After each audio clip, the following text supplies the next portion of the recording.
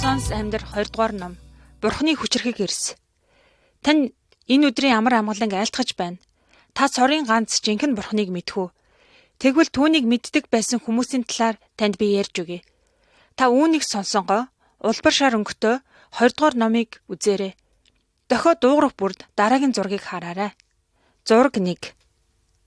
Ах トゥ 2. Энэ түүх Библийн Эхлэл номын 25 дугаар бүлгийн 21-с 34 дугаар ишлэл, 27 дугаар бүлгийн 1-с 23 дугаар ишлэлээр байгаа. Та Библиэсээ бас уншиж болно. Энд ах トゥ 2 хоорондоо 8 хийж байгаа зураг харагдаж байна. Ахыг нь Исав гэдэг бөгөөд тэрээр гарамгаа амчин байжээ. Нэг удаа дүү Яков нь амттай хоол хийгээд ах Исавтай өгөхийг хүссэнгүй. Тэгэд Яков ахта ууган хүү байх эрхээ надад худалд гэв. Тэгвэл би хоолноосоо өгнө. Учир нь тэр үед зөвхөн ууган хүү л гэр бүлийнхээ өв хөрөнгийг өвлөх хэрэгтэй байжээ. Харин Исав тэр бүх зүйлийг огт анхаарч үзсэнгүй. Харин ходоодоо дүүргэх нь чухал санагдсан тул ууган хүү байх эрхээ худалдав. Яаков гэдэг нэр нь мэхлэгч гэсэн утгатай бөгөөд Яаков бусдыг хуурж тэрч байтугай өөрийн төрсөн эцгээ хүртэл эхэлсэн юм аа.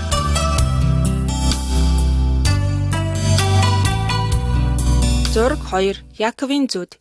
Хэрвээ танд Библи байгаа бол та Эхлэл номын 28 дугаар бүлгийн 10-аас 22 дугаар ишлэлийг уншаарай. Ах Исав дүү Якова үзен ядаж тэрч бүх хил алхахыг завцсан тул Яков төрсөн гэрээ орхин явхаас өөр аргагүй байдалд оров. Энэ зурган дээр Яков зүүдэлж байна. Зүүдэндээ тэрээр тэнгэрт буй бурхан эзнийг болон түүний тэнгэр элч нар дэлхий дээр буун ирж байгааг харжээ.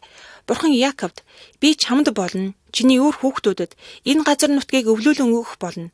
Дэлхийн бүх үндэст нь чамаар дамжуулан өрөөгдөх болно. Хаанч явсан би чамтай хамт байх болно хэмээн амлажээ.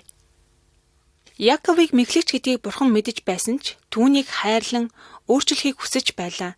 Тиймээс бурхан түүнд эдгээр гайхамшигт амлалтуудыг өгжээ.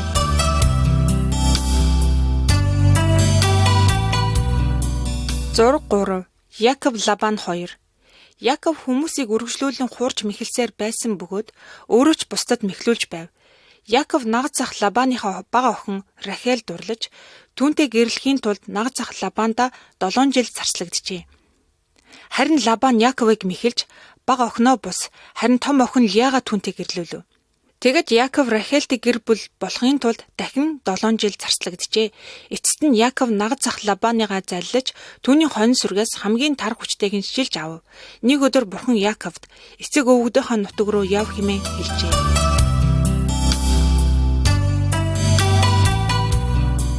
Зураг 4. Яков бурхантай уулзна. Эхлэл 32 дугаар бүлгийн 1-с 32 дугаар ишлэл. Яков төрсөн гэртээ эргэж очихыг ихээр хүсэмжилж байсан боловч ах Исаваасаа айж байлаа. Учир нь бусдыг мэхлэгч хүн бүр өшөө хорслын айц сүйц дотор амьдардаг.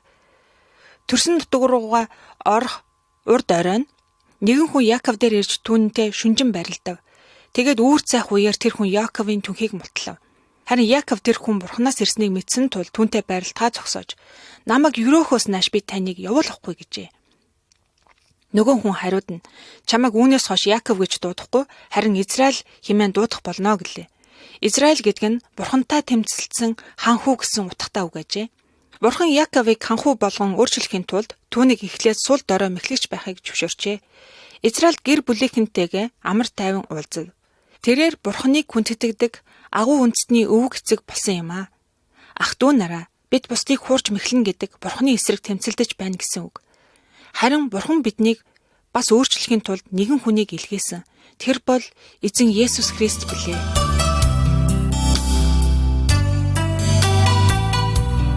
Тавдугаар зураг Йосефийн зүуд. Эхлэл 37 дугаар бүлгийн 1-с 11 дугаар ишлэл.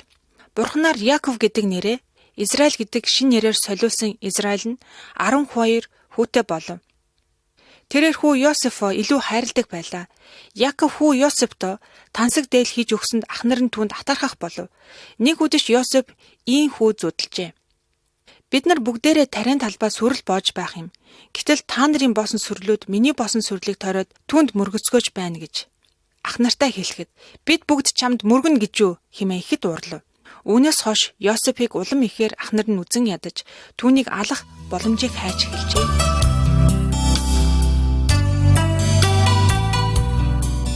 6 дугаар зураг Йосефийг худалдсан. Эхлэл 37 дугаар бүлгийн 12-оос 36 дугаар ишлэл. Йосефийн ах нар гэрээсээ алс суул газар хонио хариулж байсан тул Яков хүү Йосефтой явж ах нарчин болон хонин зүрэг эцэн мэнд байгааг мэдээд ир гэжээ.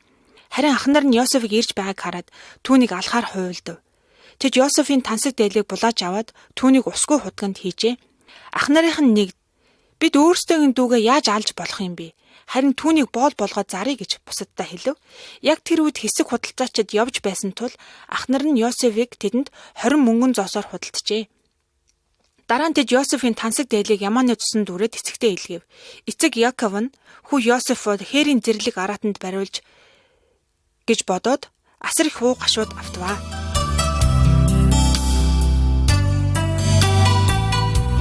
7 дугаар зураг. Йосеф ба хорон санаа тэм. Эхлэл 37 дугаар бүлгийн 12-оос 36 дугаар ишлэл. Худалдаачид Египт орнд ирж Йосефийг Потифар гэдэг эрд боол болгон худалдав.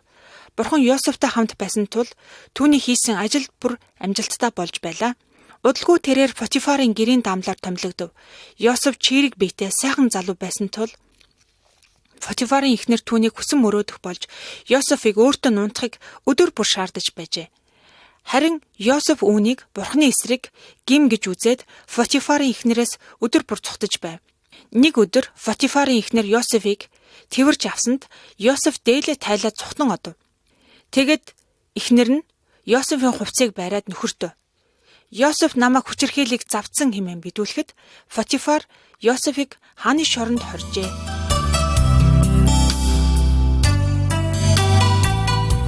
8 дугаар зураг Йосеф шоронд. Эхлэл 39 дугаар бүлгийн 20-оос 40 дугаар бүлгийн 23 дугаар ишлэл. Бурхан Йосефтой шоронд хүртэл хамт байв.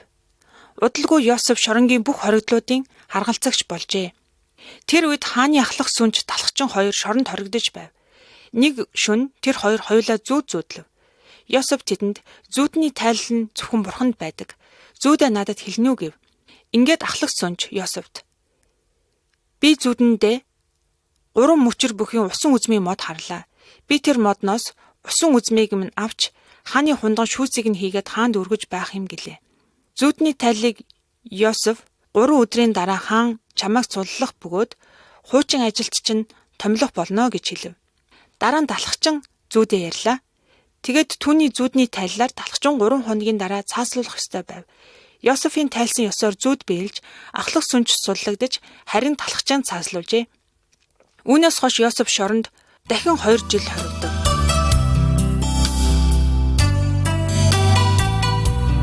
Есдүгээр зураг хааны зүүд. Эхлэл 41-р бүлгийн 1-р ишлэлээс 45-р ишлэл. Египтийн хаан нэгэн зүүд зүүдэлжээ. Хаан зүүдэндээ 7 тарган сайхан үхэр голын хажуу зогсож байхыг харав.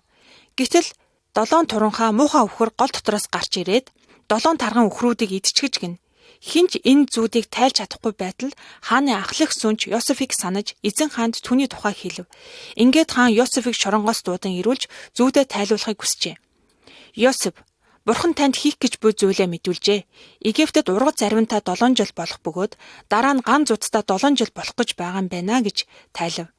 Бурханы сүнс Йосефтэй хамт байгааг мэдсэн хаан түнд бүх Египтийг захирах эрх мэдлийг өгчээ.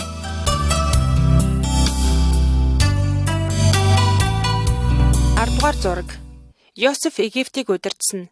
Эхлэл 41-р бүлгийн 7 дугаар ишлэлээс эхлэл 42 дугаар бүлгийн 28 дугаар ишлэлийг дуустал. Ургац зарвин авсан 7 жилд Йосеф химжээлшгүй их тариа будаа хураа нөөцөлжээ. Үүний дараа ганц зудтай 7 жил эхлэхэд Йосеф хураасан тариа будаанаас хүмүүст худалдаж эхлэв. Тэр үед Канаан нутагт ч бас гам болж өлсгөлөн эхэлсэн тул Йосефийн 10 ах нь Египтээс тариа будаа худалдаж авахар ирэв.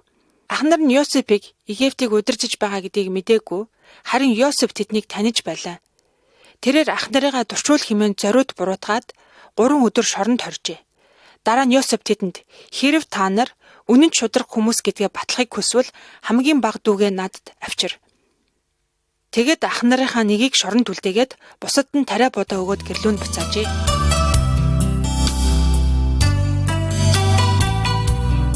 11-р зураг. Йосеф ах нартаа өөрийгөө илчилсэн. Эхлэл 43 дугаар бүлгийн 1-р ишлэлээс Эхлэл 45 дугаар бүлгийн 27 дугаар ишлэл. Йосефийн ах нар Египт рүү буцаж очихоос айж байсан ч тэдэнд үр тариа хэрэгтэй байв. Тиймээс тэд хамгийн бага дүү болох Биньямина Йосефт авчирв. Йосеф ах дүү нартаа үргэлжилсэнгүй. Харин үр тариа өгөөд шуудааных нь аманд зориуд өөрийн үнэт аяга нуужээ. Дараа нь ах нар руугаа зарцаа илгээн тэд нарыг хулгай хийлээ хэмээн зориуд гүтгэж. Гэтэл ах нар нь яг Йосеф зүудэндээ харж байсан адил өршөөлөөр нь түнд мөргөж эхлэв. Йосеф ч удаан төвчж чадалгүй дүү Биньямина тэрэн аваад би та нарын худалдсан дүү Йосеф ч байна хэмээн ихэр татан уйлв. Ах нар нь гэртээ хараад эцэг Яаковда Йосефийг амьд байгаа төдийгүй бүх Египтийн зархиж болсныг дуулгалаа.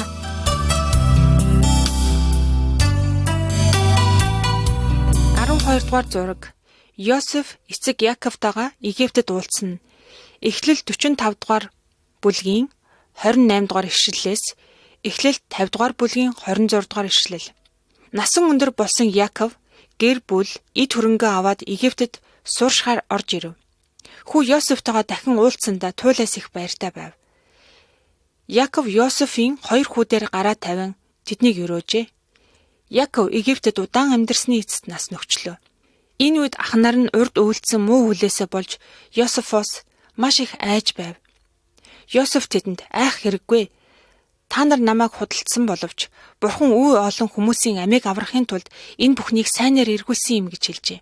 Найзуудаа тэнгэрт оршигч Бурханы хүү Йосефоос илүү агуу бөгөөд нэрийг нь Есүс Христ гэдэг хорон муу хүмүүс түүнийг загалмаад цовдолж алсан боловч Бурхан үүнийг бидний төлөө сайнаар эргүүлж чадсан юм. Есүс үхлээс дахин амьлсан. Зөвхөн Бурхан л бидний бусдын эсрэг хийсэн бүх муу зүйлс, бүх муу гмийг мань уучлж чадна. Та биднийг мөнхийн аим шиг шийтгэлээс аварч чадах цорын ганц зам бол Есүс Христ билээ.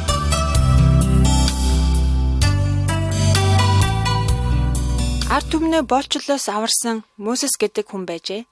Мөн тэрээр хүн бүрийг бузар сүнсний боолчлоос чөлөөлж чадах нэгэн байдаг гэдгийг ойлгуулсан юм. Та олбор шар хавцастай 20 дугаар номынхон зургийг үзэнгээ өргөжлүүлэн сонсоорой. Та энэ дохиог дуурсны дараа дараагийн зургаа хараарай. 13 дугаар зураг Мөсегийн хүүхэд нас Египтээс гарсан номны 2 дугаар бүлгийн эшлэл 1-10. Мөсе Израиль хүн байсан бөгөөд Йосефоос хойш 300 жилийн дараа Египт нутагт мэндэлжээ. Египтийн хаан Израильчуудыг боолчилдог байв. Тэрч бүх хэл хаан шинээр төрсөн бүх эрэгтэй хүүхдүүдийг устгах гэдэг тушаалыг өгсөн байжээ.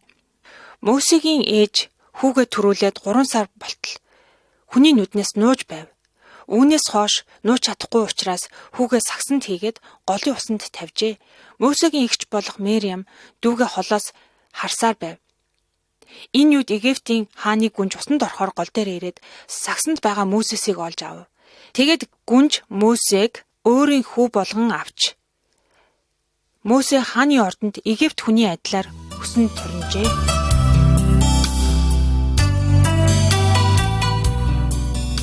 Дөрөвдүгээр зураг Мөсе дүрэлдэн асч буй бутыг харсан.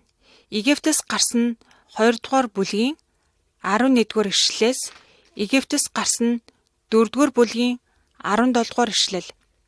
Нэг удаа Мөсе Египт хүн Израиль хүнийг зодож байхыг хараад тэр хүнд туслахын тулд өнөөх Египт хүнийг алчгаж гин. Ингээд Мөсе Египтийн хааны ордноос зүхтэж Синайн цөлд 40 жилийн турш амьдарчээ. Нэгэн өдөр Мөсе тун жигтэйхэн зүйлийг харав. Гал дүрэлдсэн асч байгаа боловч үл шатах бутыг харжээ. Бурхан бутан дотроос Мөсег дуудан "Миний ард түмэн хэрхэн зовж шаналж байгааг би харлаа. Иймээс өөрийн ард түмнээ Египтийн боолчлоос чөлөөлөхийн тулд чамайг би Египтийн хан руу илгээж байна" гэж альдав.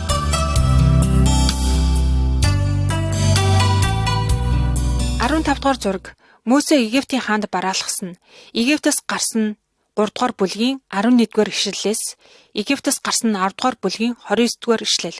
Мөсе имэж байсан боловч Бурханд бүрэн найдаж Египт рүү буцан ирлээ. Ах Аарон түүнтэй хамт Египтийн хаанд очиж бараалхав. Израилийн Бурхан ийхүү айлдаж байна. Миний хүмүүсийг явуул гэхэд Египтийн хаан "Би танаа Бурханыг чинь мэдэхгүй. Израильчуудыг ч явуулахгүй" хэмээн айлдав. Бурхан Мөсед Таяга хааны өмнө хай. Тэр нь могоо болох болно хэмээн айлтгад түүний хэлсний дагуу хийв. Египтийн хаан Бурхны хүч чадлыг харсан боловч ард түмнийг чөлөөлсөнгүй.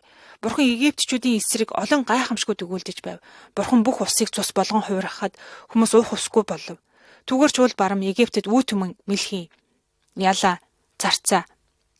Аимшигт мөндрийг илгээжээ. Амьтад өвхөж хүмүүс зов чандлан нас барж байсан ч Египтийн хаан Израильчуудыг явуулсангүй.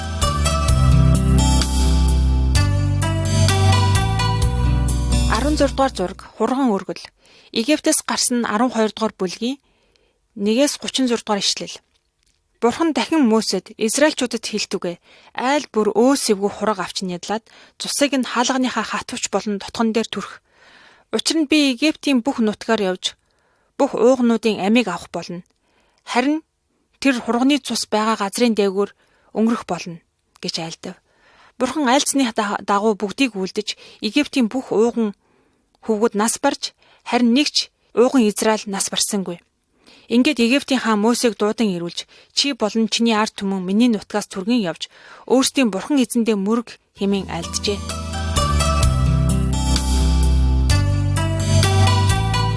17 дугаар зураг Улаан тэнгисийг гаталсан. Египтээс гарсан 13 дугаар бүлгийн 17 дугаар ишлэлээс 14 дугаар бүлгийн 31 дугаар ишлэлийг дуустал. Мөсе Израилийн ард түмнийг удирдан Египтээс гарав. Бурхан тэдний өмнө үүлэн ба галан баган болон явж байв. Харин Египтчүүд гэнэт өөрсдийн боолчуудаа алдсныг мэдэж маш ихээр уурлав. Тэгээд хаан бүх цэргээ дагуулan Израильчүүдийн хойноос явлаа. Израильчүүд гаталж үл барам маш их том Улаан тэнгисийн өмнө ирэв.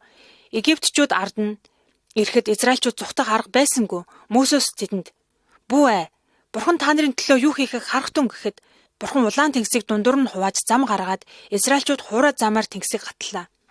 Египтийн цэргүүд хойноос нь нэхэн хөөж хуурай замаар орсон боловч тэнгисийн ус буцаж нийлж бүх Египтчүүд живж бүх Израильчууд аврагдсан билээ.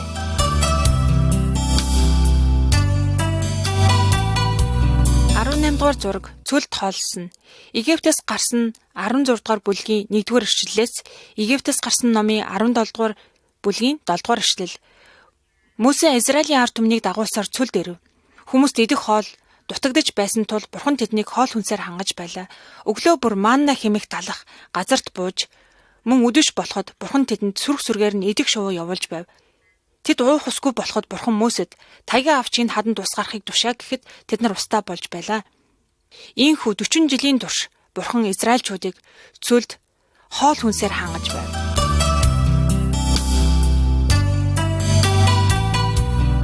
19-р зураг Мөсе Бурханы ууланд гарсан. Египтээс гарсан номны 19-р бүлгийн 1-р ишлэлээс 20-р бүлгийн 21-р ишлэл, Египтээс гарсан номын 34-р бүлгийн 1-ээс 10-р ишлэл. Бүх Израиль Синай ууланд ирэхэд өвөл бүрхэн аян цахилгаан цахилж Бурхан ууланд галаар буун ирлээ. Ингээд тэрээр Мөсест хандан "Би чиний Бурхан эзэн байна. Чи надаас өөр бурхадтай байж болохгүй. Чи хурам шүтэнүүдэд мөргөх юм уу? Тэдэнд үйлчилж болохгүй. Чи өөрийн Бурхан эзний нэрийг дэмий бүү дурд. Амралтын өдрийг ариунаар сахихын тулд санагтун. Эцэг ихээ хүндэл. Чи хүн бүү ал. Бүү завхаар. Чи бүү хулгайл. Чи хөршийнхөө эсрэг худал бүү гэрчил. Чи бусдын юмд бүү шунахар гэсэн 10 хуулиа айлдлаа. Бурхан эдгээр хуулиудыг 2 чулуун хавтан дээр сэлэн бичсэн бөгөөд Мөсе тэднийг авч уулнаас буун Израилийн ард түмэнд авчирч өгчээ. 20 дугаар зураг Модны орой дээрх могой. Тоодлого номын 21-р бүлгийн 4-р ишлэлээс Дэд хууль номны 18 дугаар бүлгийн 18 дугаар ишлэл. Хүмүүс Бурханы өгсөн хоолны талаар гомдлон эсэргүүцсэнд Бурхан тэдний дунд хорт могоонуудыг тавьж шийтгэв. Олон хүмүүс могоод хатгуулан нас барж байсан тул ард түмэн Мөсегөөс тусламж гуйхад Мөсе тэдний төлөө жуучлан залбирлаа. Хариуд нь Бурхан Мөсед могоо хийж модны оройд тавь. Хатгуулсан хүмүүс түүн рүү харвал эдгэрэх болно гэжээ. Ингээд Мөсе хүрлээр могоо хийж тэр могоог харсан хүн болгон эдгэрч байлаа. Мөсе бол Израилийн хамгийн агуу Бурханы иш үзүүлэгч байсан. Тэрээр цөлд 40 жил хүмүүсээ удирдан явсан бөгөөд нас эсэлхийнхэн өмнө Бурхан түнд "Би Израильчүүдийн дундаас чам шиг өөр нэгэн иш үзүүлэгчийг томилох ба тэр хүн миний тушаасан бүхнийг ард түмэнд дамжуулан хэлэх болно" хэмээн альджээ. 21-р зураг Есүс хүмүүсийг хоолсон. Иохан номны 6 дугаар бүлгийн 1-58 дугаар ишлэл. Олон зуун жилийн турш Израилийн ард түмэн Мөсетэй адил иш үзүүлэгч гарч ирэхийг хүлээж байв. Ингээд эцэст нь Израильд Есүс Христ мэндэлжээ. Тэрээр Мөсегийн адил хүмүүст Бурхны талаар зааж сургаж байв. Хүмүүс түүний сургаалыг сонсохын тулд цүлд ирэв. Тэгэд хүмүүс өлсгөд тэдэнд идэх хоол байсангүй. Харин нэгэн жаал хүүд 5 далах 2 жижиг загас байв. Есүс талах загсыг аваад Бурханд талархал өргөөд түүгээр бүх хүмүүсийг хоолжээ. Тэнд 5,000 гаруй хүмүүс байсан бөгөөд тэд энэ хүн гарцаагүй иш үзүүлэгч байна хэмэв. Харин Есүс хариуд нь би бол амийн талах. Над руу ирэх чинь хизээч өлсөхгүй. Надад итгэх чинь хизээч сангахгүй юм гэж хэлв.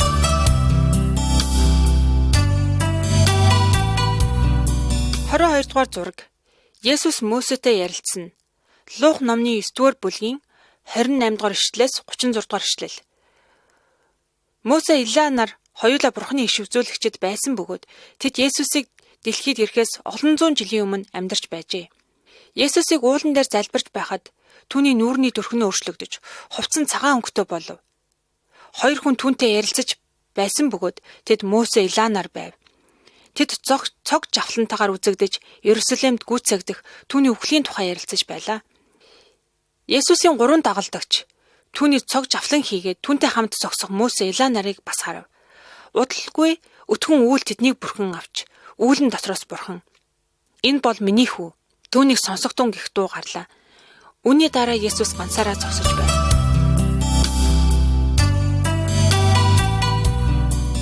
23 дугаар зураг. Есүс бидний төлөө алагдсан юм. Иохан номны 3 дугаар бүлгийн 14-өөс 16 дугаар ишлэл. Израильчууд Есүсийг эсэргүүцэж улмаар түүнийг цовдлон алав. Цэргүүд түүнийг модон загалмаа дээр хадаж 2 өөр хүний хамт цовдлов. Тэр 2 хүн бол алуурчин, дээрэмчид байсан бөгөөд харин Есүс Бурхны хуулийг хизээч зөрчиж байгаагүй билээ. Харин бид нар тэдгээр хуулиудыг зөрчсөн учраас мөнхийн үхлийн шийтгэлийг хүртэх ёстой байв. Гэвч Бурхан хүмүүсийг үнэхээр хайрладаг тул бидний хэнийг ч мөнхийн үхлийн шийтгэлийг аваасаа гэж хүсдэггүй. Иймээс л тэрээр энэхүү шийтгэлийг зайлуулахын тулд өөрийн цорын ганц хүүгээ илгээсэн билээ. Мөсегийн үед Израильчууд хурганы цусаар аврагдаж байсны адил Бурхны хураг болох Есүс бидний төлөө өргөгдсөн. Түүний цус бидний гим нүглийг бүрэн төлсөн. Есүсийг хүлээн авсан хүн болгон аврагдах болно. Мөсе хүрэл могоог дээш өргөсний адил хүний хүү Есүс Христ өргөмжлөгдөх бөгөөд түүнд итгэж хүн бүр мөнх амийг авна.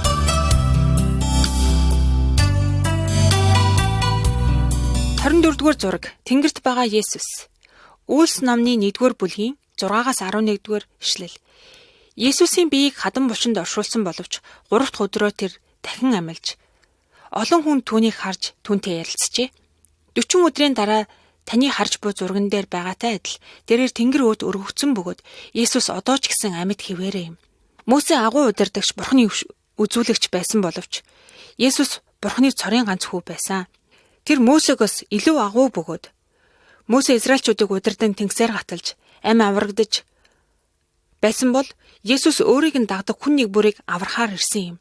Нэг л өдөр Есүс Христ тэнгэрт өргөгдсөн адил буцаж буун ирж өөрт нь итгэдэг бүх хүмүүсийг тэнгэр дэх мөнхийн улс руу аваачих болно. Ах дүү нараа, та Есүс Христтэй хамт явахад бэлэн байна уу? Тэр өнөөдөр ч ирж магадгүй. Эзэн Есүст итгэх түн тэгвэл та аврагдах болно.